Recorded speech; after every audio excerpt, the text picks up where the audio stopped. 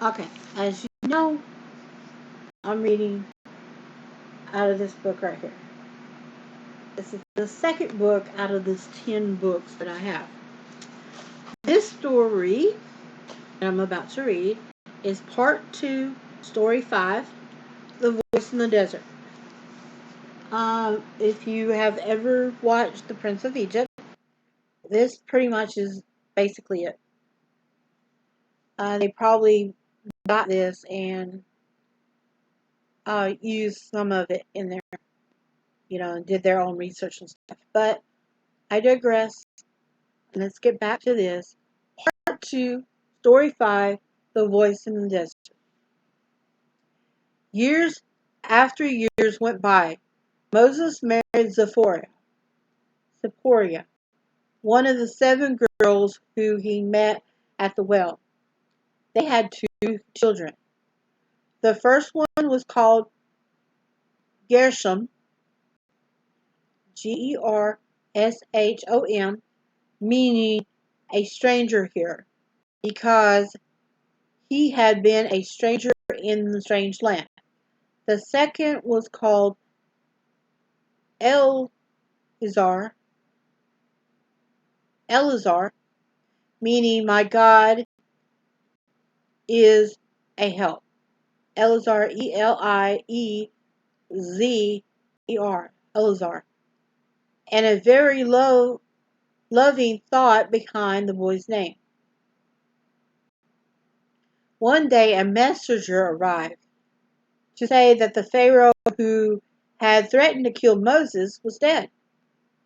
This was good news, but the rest was sad. Things were no better for the children of Israel. Their bondage was as cruel as ever. If Moses wondered whether he should now return to Egypt and try to help his people, he dismissed the idea at once. How can I help them now? He asked. I have no power or influence anymore. Everybody has forgotten me. If I were to go back now, they wouldn't even recognize me. Excuse me. Thus, little by little, he had come to the place where he was ready to admit that he could not deliver Israel. Years ago, he had thought maybe he could. Now he knew he couldn't. And it was when he had reached this place that God really was ready and able to use him. 80 years have passed. 80 years have passed since he had been found by the princess in the little basket in the bulrushes. The first 40 years he had spent in Egypt learning the wisdom of the Egyptians. The last 40 he had spent as a shepherd in Midian, unlearning what he had learnt before. No longer the proud young prince, he was old, tired, and perhaps a little sad. But he needed not to be discouraged, for God had not left him. Every hour of every day since he was born, God had watched over him.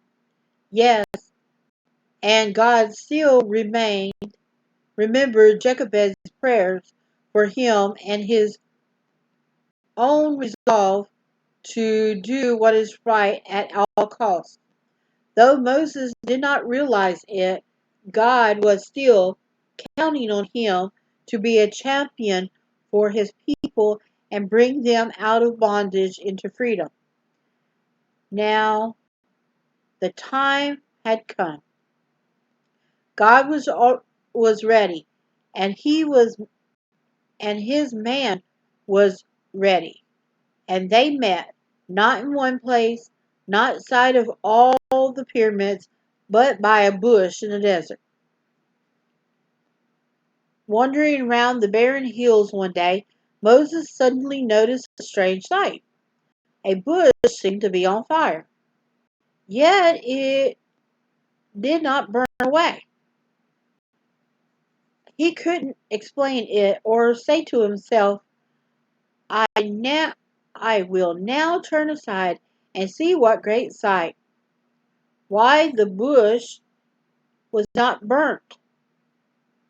In all the years he had studied science in Egypt, and he had never heard anything like this. Then a voice called his name, Moses, Moses. He looked around. There was nobody he could see. He had thought he was alone in the wilderness, but he was not alone. And then it says somebody, but give me a minute. The beautiful Russell Harlan painted it, and I like the bright yellow.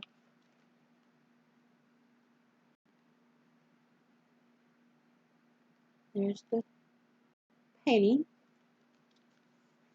The caption says, while tending the sheep, Moses was startled to see a bush on fire, yet not burning up.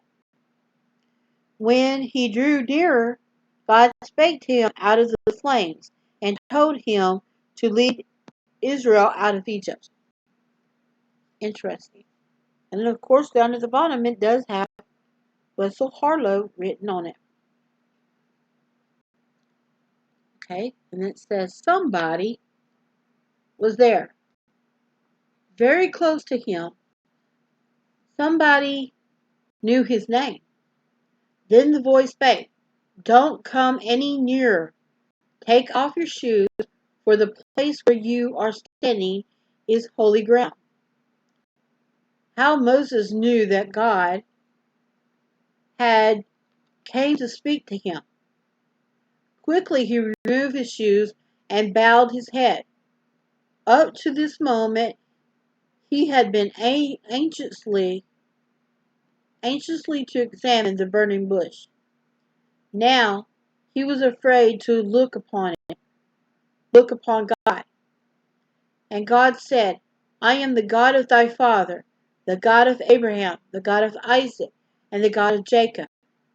I have surely seen the affliction of my people, which are in Egypt, and have heard their cry for reasons of their cry by reasons of their taskmasters. For I know their sorrows, and I am come down to deliver them. As Moses listened, his heart was touched by God's compassion for his people. During the 40 years since he had left Egypt, he had almost forgotten what was going on there.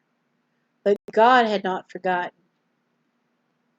Not a sorrow, not a tear in a long years that passed unnoticed by him. But why is he telling me? Moses had thought to himself. Why was he come to speak to me in this wilderness? And he soon found out. Come now, therefore, God said, and I will send thee unto Pharaoh, that thou mayest bring forth my people, the children of Israel, out of Egypt. No, he couldn't go now. There was a time that when he would have been glad to, but now, when he was younger, perhaps, but now he was 80 years of age. He was too old to worry and too much a shepherd. I am, he said, that I should go to Pharaoh, and that I should bring forth the children of of Israel out of Egypt. Who am I, he said, that I should go unto Pharaoh, and that I should bring forth the children of Israel out of Egypt? He had lost all his old self-confidence, and God knew it. At last he was ready for the great task God had for him, to do. Certainly I will be with thee, God said. You wouldn't be going along. You must trust me all times. You can trust me at all times to help you. But Moses didn't want to go. He began to make excuses. The people wouldn't believe him. They wouldn't believe that he had met God in the wilderness and was slow to speech and wouldn't know what to say. That slow to speech. Going a little personal. Most people think that he had a speech impediment. My husband did, and he was slow to speech. But he, but if you read beforehand, or what I read beforehand, he was elegant and an elegant speaker. So it was just the time. Okay? Patiently, God answered all his objections and gave him signs to convince both him and the people. What do you have in your hand? God asked. A rod, said Moses. Cast it to the ground, God said.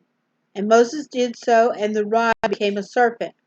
Startled, he fled before it. Take it by the tail, God said. And it took courage, but God obeyed and took the serpent by that took courage, but Moses obeyed, and the serpent became a rod again.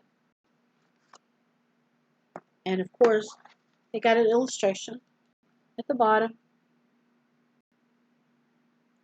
of him running from the snake. Some believe it was a king snake.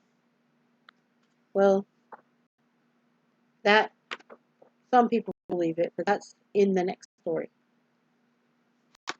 Don't want to foreshadow. Next, God made Moses' hand all white with leprosy, and a moment later made it completely whole as before. Moses was impressed, but not yet willing to go. Oh my Lord, he said, send somebody else. But God didn't want to send somebody else. He wanted Moses. However, he did agree that Aaron should go with him to give him courage and to do the talking. He probably lost how to speak Egyptian, because Egyptian could have evolved beyond what he was. So the speech probably, okay. My mind just went outway. Let me get here. I know that he can speak well, said God. And also, behold, he cometh forth to meet thee. This is a wonderful news. Aaron's coming to meet him. Why he didn't why he hadn't seen his brother for 40 years. How about how good it would how good it would be to see him again. What Moses didn't know was that God had already spoken to Aaron and said, go to the wilderness and meet Moses. For the two brothers were on their way, one journeying from Egypt and the other from Midian. Two brothers looking for each other in a great wild wilderness. However, would they hope to meet in such a wild, desolate country? But they did. They met in the Mount of God, and there they kissed each other so gladly that so gladly were they to be together again. And then, of course, it has an illustration of Moses meeting Aaron.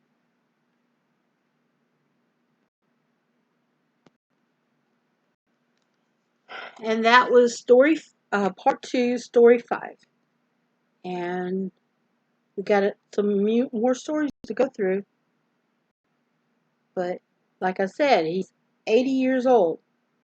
So that would mean Aaron, let's say Aaron is like 3 years older than him. So Aaron would be 83. And Miriam would be, maybe she might be 10 years older than Moses. So, yeah, it's just math I'm doing in my head. You don't have to worry about the math.